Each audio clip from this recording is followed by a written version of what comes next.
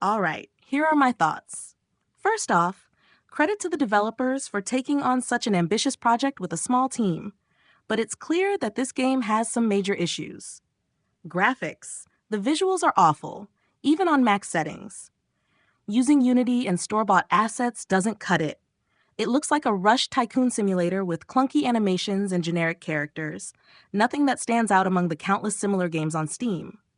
The diegetic interface feels unnecessary and clunky. Adjusting the camera angle just to use certain menus is frustrating. Character creation and scene customization are even worse. Dragging characters around with awkward controls and dealing with unreadable fonts over textured backgrounds is a nightmare. Why reinvent the wheel when simpler, proven designs, like in the movies, work so much better? Authenticity. The game starts in the 1970s, but the vibe is all wrong. Chill lo-fi hip-hop plays in the background, and the characters look like they belong in the 2020s.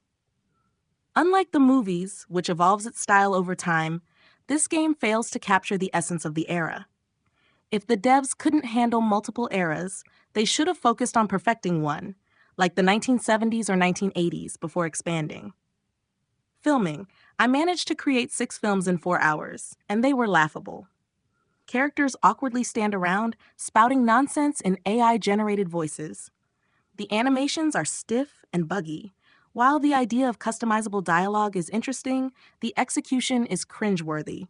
A Simlish-style language would have been a better choice. Bugs and animations. There are plenty of bugs, though none are game-breaking. However, the animations, whether it's building construction, character movement, or interactions, are downright terrible. Characters walk aimlessly, don't react to their surroundings, and their clothing clips through their bodies. Even the buildings feel out of place, poorly scaled, and lacking era-appropriate design. Final thoughts. This game is riddled with fundamental issues that can't be patched easily. It's too ambitious for a small team and feels like an alpha version rather than a polished early access title. At €30, it's not worth the price. There are better examples of early access done right, like Valheim or Project Zomboid. I'm refunding this game, but I hope the developers take this feedback seriously and reassess their approach. Thanks for listening.